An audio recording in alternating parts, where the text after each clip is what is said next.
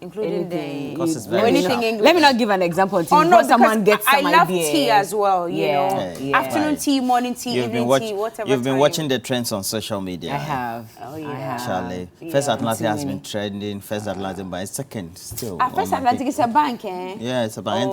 Please don't try. Why are you acting like you don't know that it's a bank? And then I got to there's this other trend that's also there. WBHBYD. WBH is Obahabed. Okay, then we have Okoho. That one's also trending. That's number 6. Now we could feel a ma ebisawa. But I think that just a couple of weeks ago, I have to commend the HR head or group head for Media General. They did a whole sensitization about sexual harassment across the workplace or offices. I'm hoping that all of us are adhering to it. Oh yeah, we are. I mean, when you see your friends, you can't even hug them. The males. I can only hug Berla. I can't hug you. And so I remember one of the key education that we were giving was you have to be temperate. You have to be temperate in your language. You have to make sure that the socio-cultural attitude of Ghanaian men of just passing unsavory comments, very obscene, sexually anecdoted comments towards interns, those on national service, etc. And I think sometimes when we tend to adhere to those policy directions, we tend to say, oh, because we're Ghanaians, sometimes it's just normal. But, sometimes you never know which of the cocos you go and meet. So just happens. And this is an instant case, for example, that's before the courts. Of course, it depends on which of the legal luminaries or practitioners you speak to. They'll tell you this is not a case at all, but it is a case. It has become a case. It has become a public issue. Yeah, it has. And I think that while we're talking about trends, etc., it brings to the center stage the discussion about sexual harassment at the workplace, and then also the sexual harassment policies that needed to be communicated across organizations in Ghana, and how that is adequately being done. Well, anyway, you can also join us in this conversation or whatever we're going to discuss today. Our WhatsApp lines are very, very active. 0503 062445. It's going to be crawling on your screens, but I'll take it again. 0503 062445. That's our WhatsApp line. It's super active. Send us your comments. We'll do our best to read as many as we can before we wrap up the show. It's important to us that you tell us what you think across board, whatever the topic is, from the minority reshuffling to First Atlantic Bank. Sairam, that's the name of the girl, right? Sairam, yeah. Sairam is also trending. Whatever it is that we're discussing today on the show, you can also let us know what your views are. 050 30624445. That's our WhatsApp line. Anyway, so it looks like the NDC has done what the NPP or Nanado hasn't done in a very long time, as per reshuffling cabinet ministers and all. Well, this is not cabinet, this is parliamentary reshuffling by the minority. So if you're interested in knowing who is out, Haruna Idrisu is the outgoing minority leader, and he's being replaced by Kasil Atoforsin.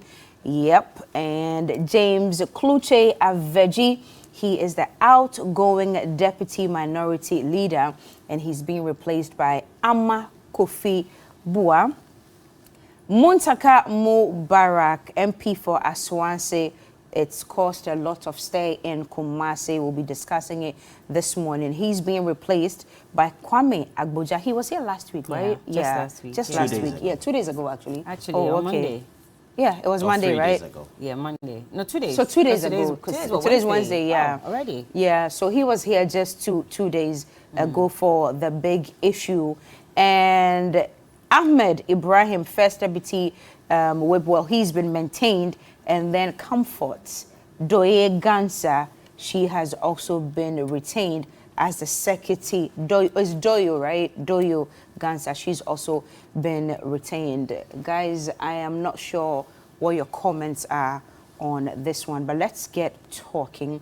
Yesterday, I think I saw Honorable Murtala Mohammed on the news saying that there was no engagement whatsoever.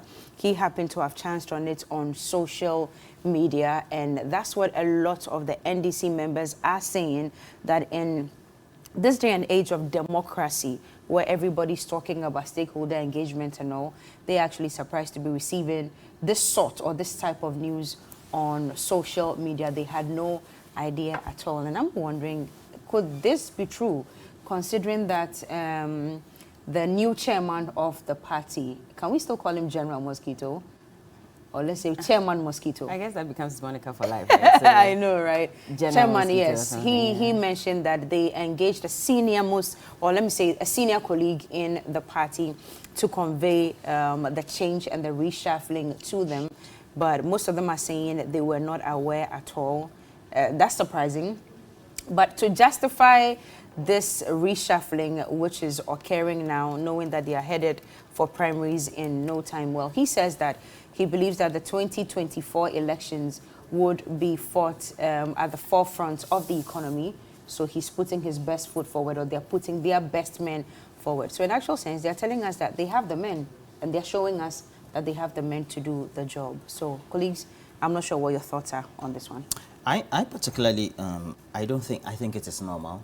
It is normal for any party to make a decision, and the individuals who are members of parliament representing the NDC or the NPP are there at the instance of the political party that they represent. That is why it is in the constitution. If you want to stop a membership of a political party that you are representing in parliament, you have to lose that seat. If you cross carpet, for example, you have to lose a seat. If you decide also to join another political party, while you came to parliament in the name or under the tickets or on the ticket of another political party, you have to lose a seat, okay? And I think that is a decision of the leadership of the party to decide who represents them. Right. However, if consultations were not undertaken, that could be a conversation for another day. Right. Because the individuals represent people. They might have courted a certain number of constituency across the country. We're talking about people who love and like them for the work they do and how they are leading their party in parliament. And so that level of consultation, I believe the leadership of the party ideally should be doing that before they communicate that to the public.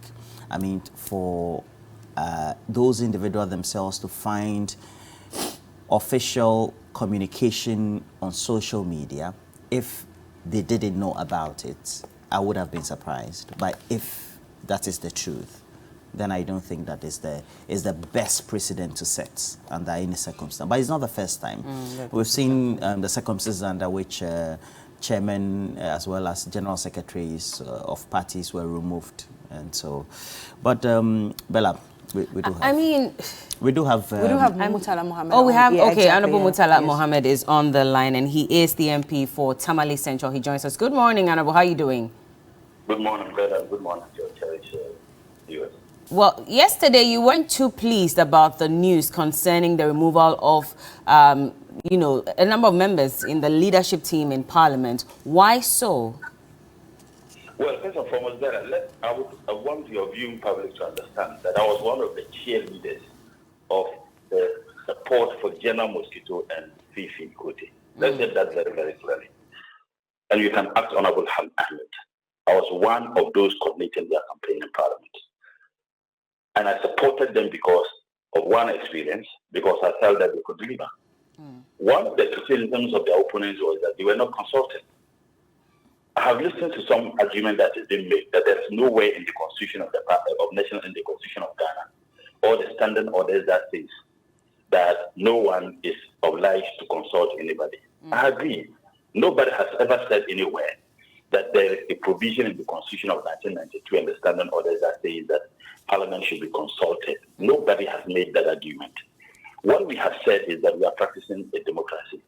One of the important ingredients of democratic principles and government is consultation and participation.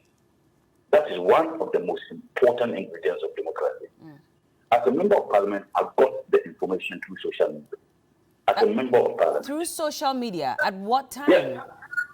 I got the information on Facebook. I got the information as a member of Parliament on Facebook.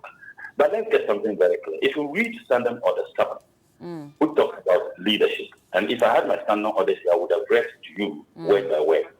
It says, among others, that the leader of the minority is a leader chosen from the minority party or party in Parliament, and the party with the numerical strength in terms of numbers. Now, hello? Yes, I'm here. Please carry on. In terms of numbers. So it means that the decision should be broad. Yeah. The first question is that this current leadership, before this Parliament started, the then National Secretary came to meet the caucus. And the question was that whether we were satisfied with the crop of leaders or wanted a change. And we said we were satisfied with the leadership. Why did they come to consult us? When was this? When did they meet you to ask you about your level of satisfaction? I said that before this Parliament started, okay, we had a caucus meeting.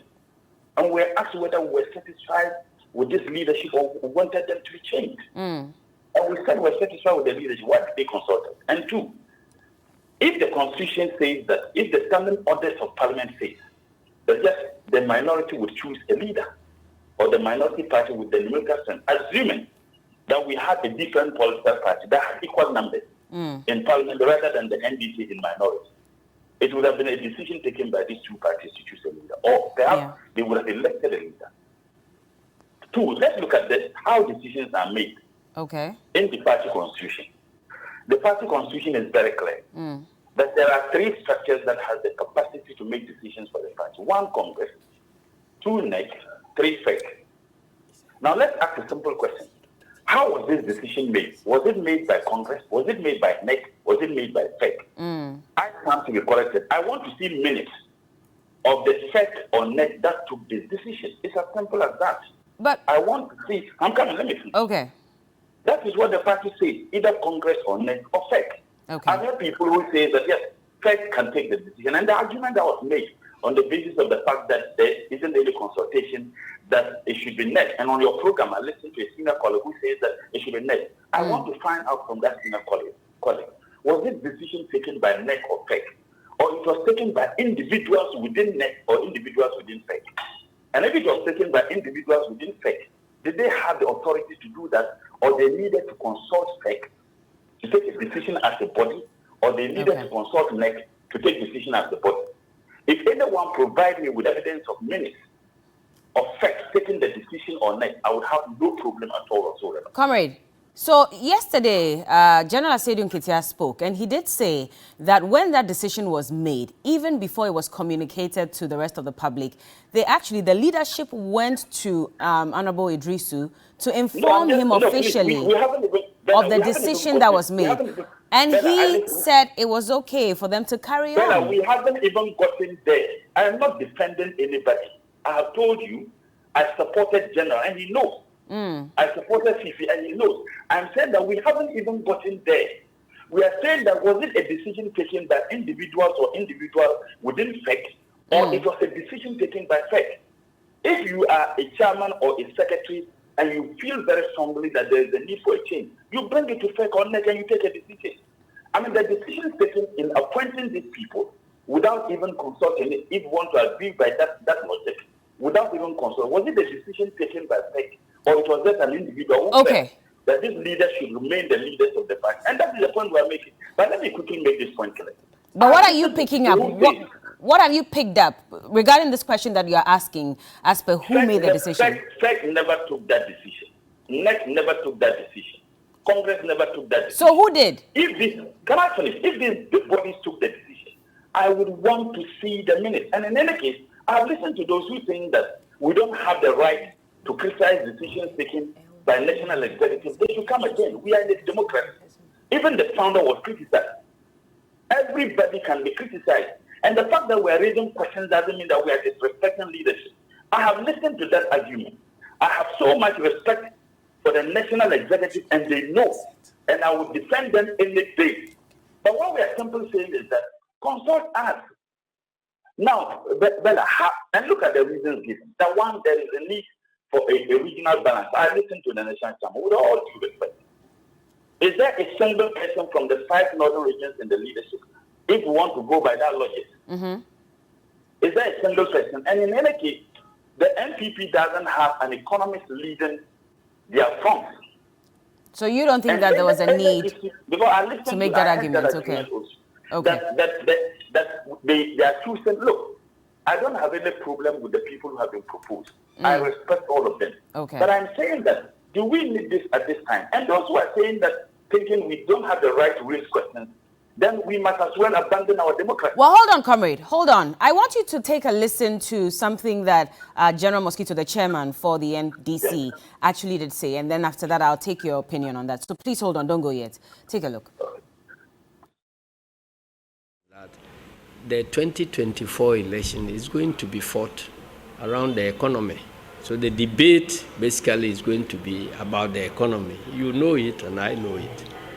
And so if you are a party serious in fighting and winning elections, you must put your best foot forward so that you can win the debate. You can't just go and be telling people that the economy is in shambles, the economy is in shambles when you are not able to put your experts there to be able to communicate to Ghanaians how you do things better. So this is the point where we need our finance and economics people forward, and that is why we put them forward. We didn't just go picking people. It was a carefully thought through policy of selection that landed us where we are. But besides this, there are other advantages that came along with the selection. But the key reason is what I've given. The other advantages that have come along with the selection is that, take Kofi Amabua. His region, the Western region, for a long while has never been represented on our parliamentary front. And it's a key swing region. It's a determining factor in all our elections. So if you have opportunity of getting a lead figure there who can sway votes in your favor, and not just about swaying votes, but he has other reasons for his appointment, you go for it. So that's why Kofi Amabua comes in. You go to Central Region, we have never had anybody from Central Region on our parliamentary front desk. And luckily, we have Dr. Atufosin, whose other skill sets makes him the person of choice. So that has an added advantage of having representation of Central Region on the parliamentary front. And so, by our constitution, we are expected to, as much as possible, to ensure regional spread and regional balance in our ways of doing things. So that is General Asidun Kitia, the chairman of the NDC. And on the phone at the moment, we still have Honorable Comrade Murtala Mohammed. He's the MP for Tamale Central. Comrade, you've heard the explanation he gave, especially for Honorable Kofi Amabua, and the fact that for a long time, the Western region didn't necessarily have representation for the NDC. And so this is an opportunity to sort of sway the swing voters within that region to, favor the NDC, clearly trying to get regional representation for the party. Is this not advantageous to you? You see, the list said about that argument the better. Do we have a single member from the 5 northern leadership? Now, I don't care if all our leaders are from the south. I don't care if all our leaders are from one region, as long as they can perform. But that's not fair to say to the other regions. You don't think so? Berla, let me finish. Okay. Let me finish.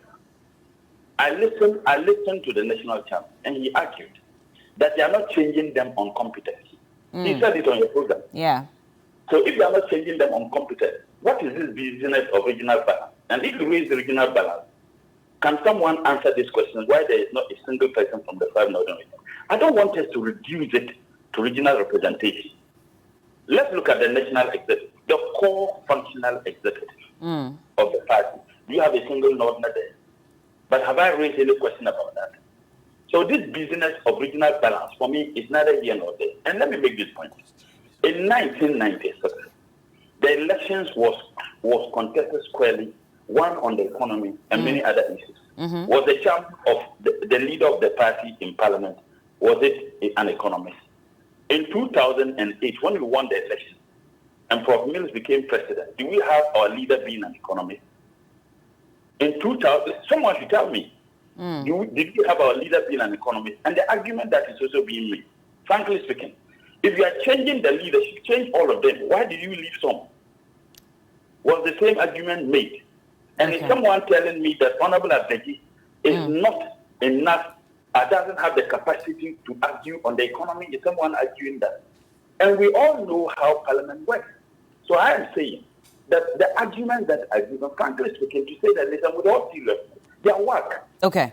They are work. And because frankly, if you tell me that the reasons why you are changing, it isn't that they are not competent. Berla, if we have all our leadership coming from the Western region or Central region, as long as they can perform, I don't have any problem with that. So what would you say so to... I see that argument to be very divisive. So at this point, what do you expect these new leaders to do? I mean, look, do you want them to take the position or to hold on? What exactly would you say on this? What I have said is simple. I'm saying that there's no anywhere in the Constitution that says that the leadership of caucus should be consulted. The reason for that consultation has nothing to do with the Constitution or standing order. Okay. It has to do with practices, and that we are practicing democracy. And one of the important ingredients of democratic governance is consultation and participation. Okay. Now, if the argument is being made that we are not changing them because they are not competent, they have delivered. So why do we have to change them? And in this case, Berla, is this the right time for us to do that? Comrade, that point has been clearly made. Hold on, Berla, let me finish. I'm just asking you a question. What do you expect them to do at this point? Because you keep hammering on the issue of consultation. Now, I've heard from some quarters, they're asking that these new names that have been put out, well, these people say that even though we accept this position, we still want you to go back and do a broader consultation. And if we agree, then we go ahead with taking up the position. Do you agree? Simple question. You don't seem to be interested in that question. Which is what? I said that the party is very clear. The constitution of the party is very clear how decisions are made. And the body is clothed with the authority to make decisions. The party constitution has not said that individual can't take a decision. The party says that decisions are taken either at Congress or NEC or FEC. Someone should tell me whether this decision was a decision taken by NEC, FEC or Congress, or it was an individual who took that decision. You have made that point, comrade. You have, and I cannot answer that question because I'm not a member of the NDC. I don't have the details of that, so I cannot answer. But what I'm asking you right now is, so what would you advise these new leaders to do? Should they take up the position or should they reject the positions? I didn't listen to the General Secretary, but I'm told, and I'm saying this I didn't listen, but I'm told that they granted an interview and said that they will do some further consultation, internal consultation. And for me, that is the way to go. That is the way to go, because you see, the possibility of it rocking our front and our caucus is very high. And we do not need this at this time. At a time when this country is in a mess, at a time when the people of this country are looking up to the NDC to salvage us from this bondage, this captivity that we have all been subjected to. This is not the right time. And I am told also that at NEC, a decision was taken, I'm a member of NEC, that a decision was taken that they were not going to do anything with the leadership until the parliamentary primary. Okay. So should they take the position or reject? You haven't answered that. Should they accept the position or reject it for now? I haven't answered what? Should they accept the position or should they reject it for now as consultation takes place? If the leadership made a proposal and there is that consultation, look, I don't have any problem with any decision, but the decision must be done in accordance with the constitution of the party. Thank you so much. Thank you so much, Comrade, for speaking to us this morning. Comrade Murtala Mohammed is the MP for Tamale Central, a member of the NDC in Parliament, and he's clearly not pleased about this decision that was taken by the leadership of the party. And he's asking some very important questions. Did the decision come from NEC or SEC? And if that's the case, I mean, why were they not consulted? Because he found out on social media. We have all seen the letters coming on social media. These are documents from social media. If we want to equate them to how authentic they are, there are signages or signatures of individuals who are no mean people. So, for example, we've seen one signed by Fifi Kwete, who is the General Secretary of the party. We've also had one also addressed to Kluche Aveji. And then also, we've had a number of correspondents and names of people who have been put there. There's one also addressed to the Speaker of Parliament. There's no way any of the NDC members of Parliament can't say that a Speaker of Parliament who was a former member of Parliament, a member of the NDC, who is now the Speaker of Ghana's legislature, who was given a formal letter with key references, and this is a formal letter, was not aware that this letter had come to his office. If the letter was leaked, that's another matter altogether. And so that conversation needs to be had.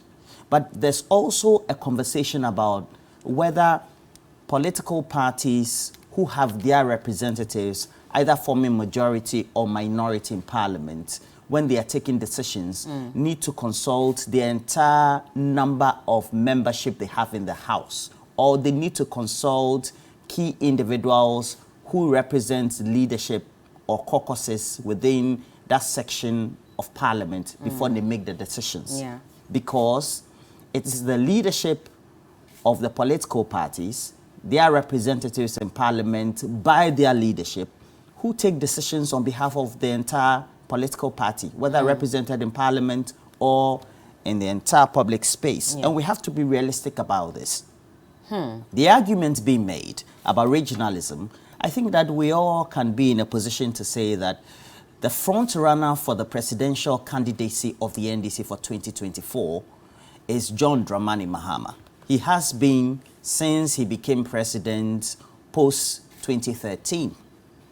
And as a result of that, if an argument is being made that, well, we don't have representatives of others from other regions, that could be a fair argument somebody else within the political party can make.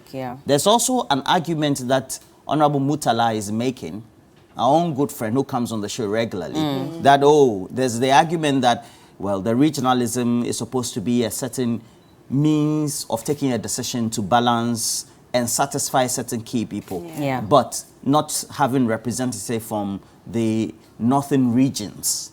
That is also a fair argument to make.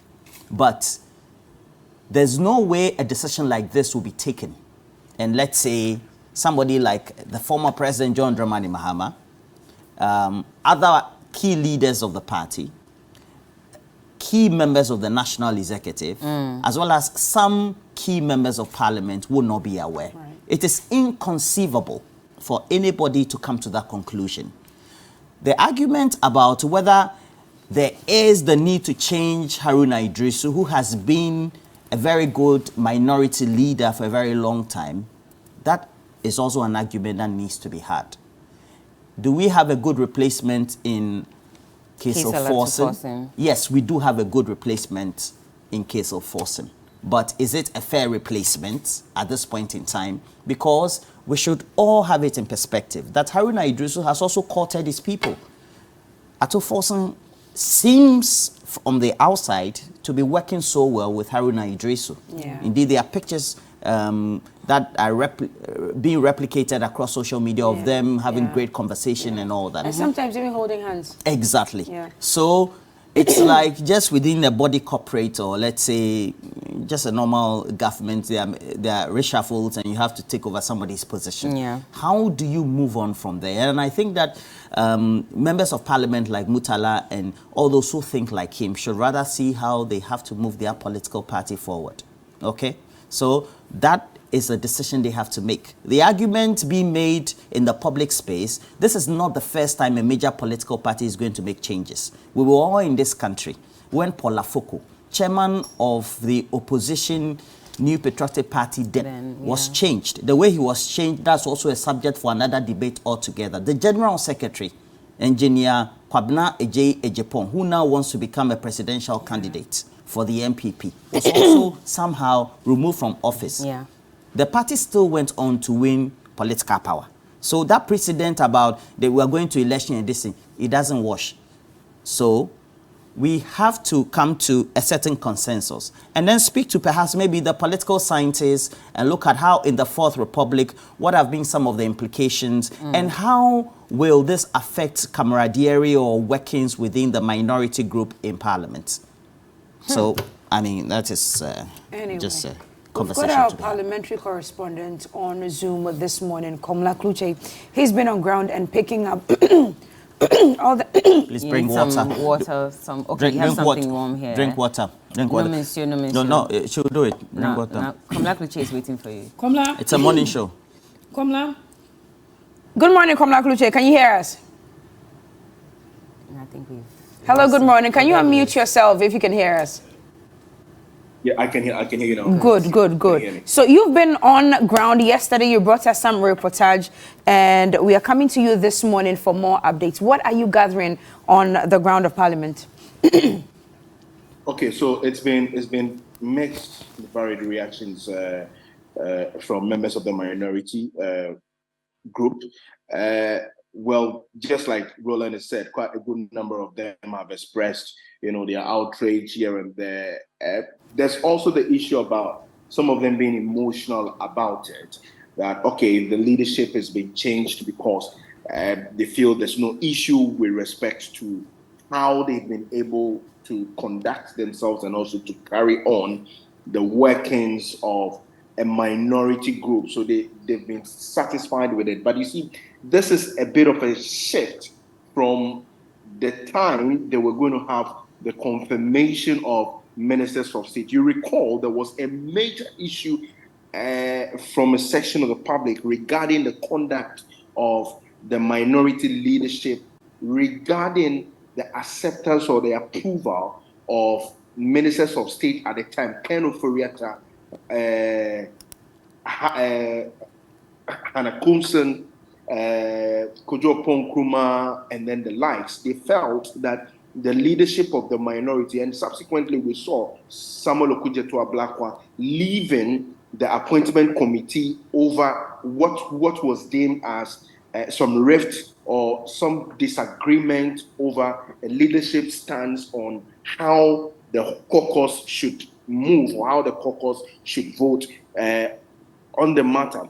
But we've been moving with members of the minority, especially those on the health committee who have been doing some inspection of some Agenda 111 hospital activities and hospital projects. And I can tell you for certainty that, yes, it's been mixed. But after yesterday, this morning, they are beginning to come to the reality that, look, they are an opposition political party. The decision of the national executives, as far as they are concerned, well, there's virtually nothing that they can do about it, even though some level of consultation should have been had.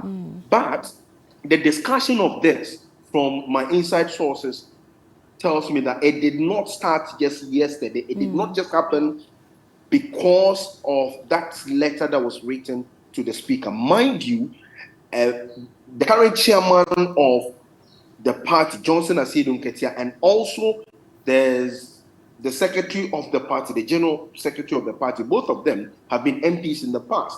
They know the workings of the minority very well. And also at the time that Fifi Kwete, for instance, was leaving, he was a minority MP. So they know how issues are done. Now, before the national executives took this decision, my inside sources told me that some engagement has been had with the leadership. That's from the minority leader through to the whips. Now, I'm not too sure if all of them were consulted, because at least we spoke to James Kluche yesterday, who is in Kenya, who says it's news to him. He didn't know about this. But another side, another inside source is indicating that a senior member of the NDC was engaged to speak to especially Haruna Idrisu and also Mubarak Muntaka. And it was quite extensive. It was weeks back. So within them, my sources tell me that they were aware that an issue of this, a major shakeup was going to come. But of course, it was not for them to go out to town with it. But these MPs who we are with now are indicating that, well, it's come. What it is that, yes, if you look at the strength, of the incoming minority leader, Dr. Kesel Ato Forson, very astute economic, he's an astute economist. He knows finance. At least there's also that fair knowledge of general issues. But the trend they intend to take now is the economic stance that the party should have. That's that strength economic-wise that they should have. Argument is also being made about why you would have a front bench where there's no lawyer to it. They said it does not necessarily matter. There are a lot of lawyers who are within the circles of the minority. Of course, they could be consulted at each time. If you look at the arrangement of the front bench, the minority leader, the deputy minority leader, the whips and all that, just behind them, you have very senior members of the party who are minority MPs who are very astute lawyers. You look at Dr. Dominic Ayine, you look at Mahama Yariga, and the likes. A lot of them, consultations would be done. So they say, okay, we wish that some level of consultation, especially now that they are on recess and will be coming back the first week of February, they wish that it had been done. But the discussion did not start now. It's been there right from about 2 years or so ago, when the approval of the minister's issue came. But then they are beginning to come to the realities of it, and they think that, well, irrespective of whatsoever there is, they will just have to give cooperation to these individuals, because, of course, if you look at what Haruna Idrisu was done, almost 20 years as an MP, very good minority leader, started as majority leader, so all the positions he's done creditably well.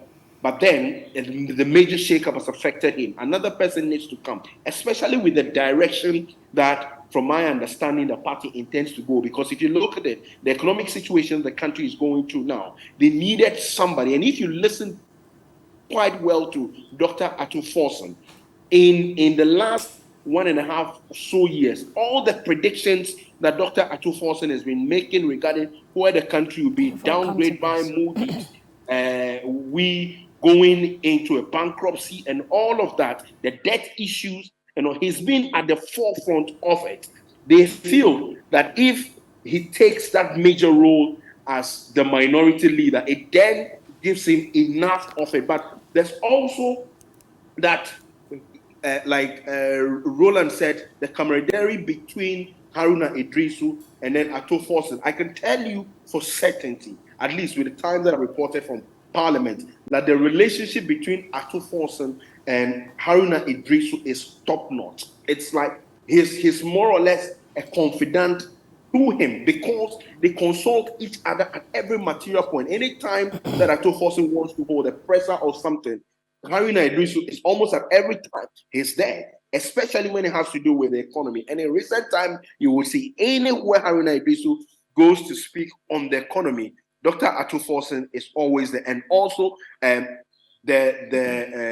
deputy minority leader. So yes, the reactions have come, but the day has come after all.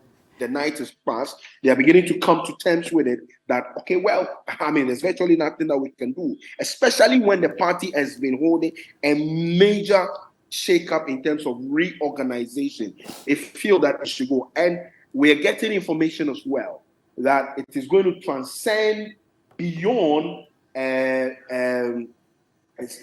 some ranking members as well. So That for certainty we may be getting, or leadership of the various committees of the House.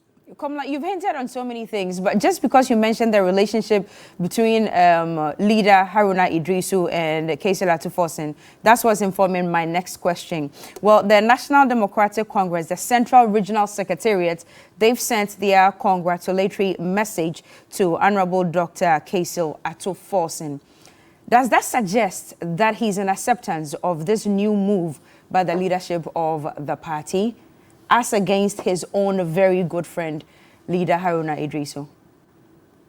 If from all indications, he's ready to serve the party in whichever category he's been put, or whichever role is given to him. He served as a deputy finance minister under Seth Thekpe in the John Mahama administration. He moved on to become the ranking member on finance. From my understanding with him, well, whichever role that is given him to play in the party, he would gladly accept it. At least I've been speaking with him off record. He's not been categorical about it, but at least he's giving some indication that for him, whichever capacity that the party deems it fit to put him, he would gladly accepted. But he contends also that, well, I mean, this is not, minority leader does not mean that he needs to be the one to lord over them, but then it needs to be for him to carry everybody on board. For now, we've seen reactions from Tamale, we've seen reactions from Asawasi and the likes. The individual relationship between this three people. Kaisi Latu-Forson also has a very, very, very good relationship with Dr. James Kluchi-Abeji. Both of them are finance people. They have a very, very good relationship. So the contention is also that a lot of consultation is going to be done. Okay. Of course, it's a new thing that he's got to do.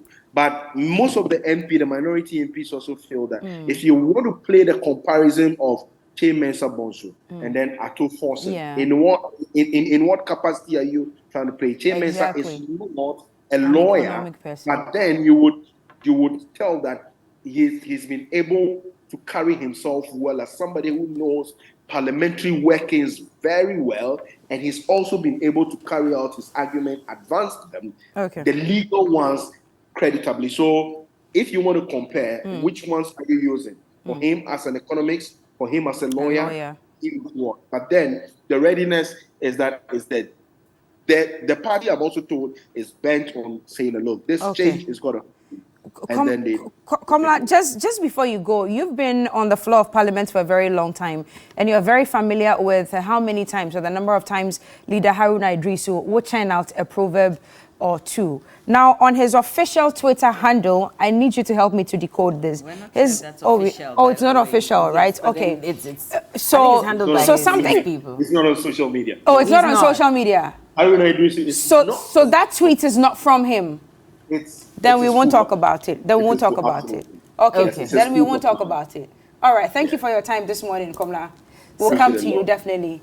So I mean, so if he was speaking yesterday, and he did say that no matter what people say, the decision has already been made. It will not be reversed. And that in actual fact, they consulted the top hierarchy of the party. And so I'm trying to understand, because we clearly heard from Comrade as well saying that we were not consulted. I did not know about this as a member of Parliament. I did not know about it. But you see, he says they have told them they're going to consult. Fifi Kwete, who is the General Secretary of the party, says that no matter what happens, we're not reversing. We're not changing our minds. Come February, when we resume Parliament, we're going to go ahead with the new decision and the new leaders. And so nothing is going to change. I'm just wondering how this is going to play out eventually. And like we all have alluded to, the relationship between the two. Kaisi Latu-Forson and Honorable Idrisu, how is that going to be eventually when he takes up that position? Well, the reality is that there's some dynamics within the NDC, and even I can transition or also allude that to the NPP as well. We have seen a certain generation of political leaders since the Fourth Republic who are facing off. They are post 55, 60, they are going off. The current leadership are around maybe my age or those who are a bit younger than I am. When you say your age, what do you mean? Oh, like past 40. Okay. Do you understand? I just wanted to be Okay. sure. So after John Mahama is only going to serve a term. Yeah. 4 years, and that's it. Do you understand? Yeah.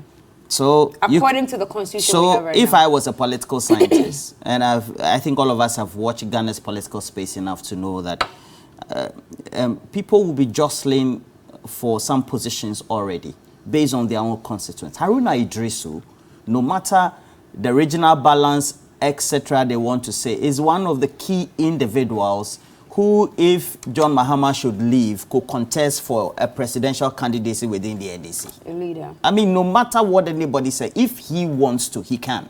Samuel Okudzeto Ablakwa. Can. Okay? You have Keselato Fosin. He can.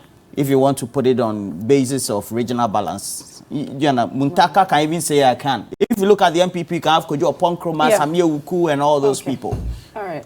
You understand? So, I mean, I think that this has come. Haruna Idrisu has done creditably as far as a member of parliament, being Minister of Communications, Trade, Employment and Labour Relations, has served as minority leader very well. A decision has been made. I'm sure he's not happy about it, but Charlie, a decision has been made. It is what it is. We announced our WhatsApp lines earlier on the show. You can also have it and send as your messages as well. 050-3062-445. 050-3062-445. Now let's go to some of the comments that have come in already. First one says, I think the NDC leadership have done well by making changes in their leadership in Parliament. This shows that the NDC has the men.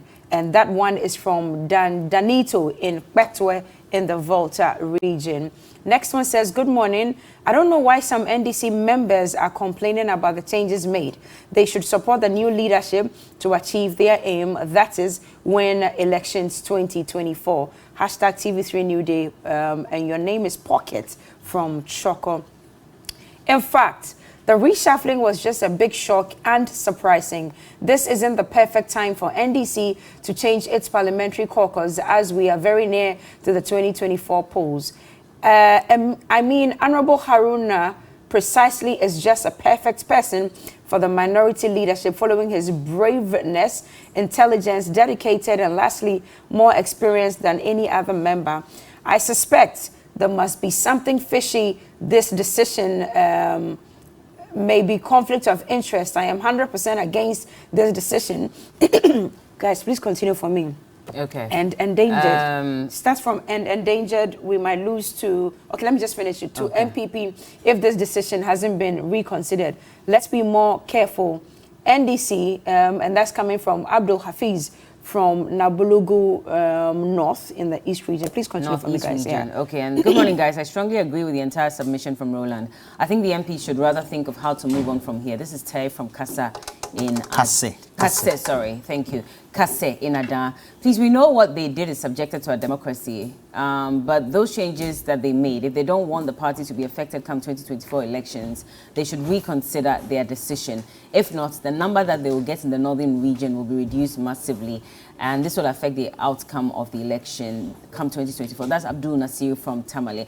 Well, we did also mention that the presidential candidate, if he eventually becomes presidential candidate again for the NDC, he should be able to pull some numbers from the north, I believe. And so I don't know if the removal of Honorable Idrisu at this point really would affect the numbers. But then again, of course, there'll be people who are staunch followers of him who would not be happy with the decision. And if no proper explanation is given to them, then I'm not sure how this is going to play out. But it's still the NDC anyway. So, well, we'll leave it there. This is their own internal fight. So Exactly. we'll see how that plays out. Exactly. I mean, if the fight it goes or inures to the benefit of the MPP as well, as far as the political race is concerned. But the reality is that if you look at the MPP since 2008, they have comprehensively garnered a lot of votes just with Ashanti in the Eastern region. Yeah. So all this talk about Northern Ghana and all that, calculates the votes. It depends, really. It depends. And if you look at the voting pattern, I think right now the issue is that the economy doesn't look good. Ghanaians need to be given some alternatives, and it's the alternatives that will be the decision points that will be considered by voters in 2024. It's not about who is what and what. But is if they are not. voting on regional lines, I mean, if the NPP should also move If they are voting forward on, with, if they are voting on regional lines, well, Dr. if they are voting on Bawumia. regional lines, NPP will win. Because they tend to have more numbers if they from go Eastern with and Dr. Ashanti. Bawumia for Ashanti 2024, then region. maybe that could also change the dynamics in the northern region. Yeah. You know, so it's a lot of factors that will come to play, and I'm sure Let's that see. we'll keep looking at those factors and feed them to you, of course, as we move along. But this is TV3 New Day. We'll be back with a big issue and a lot more right here on the show.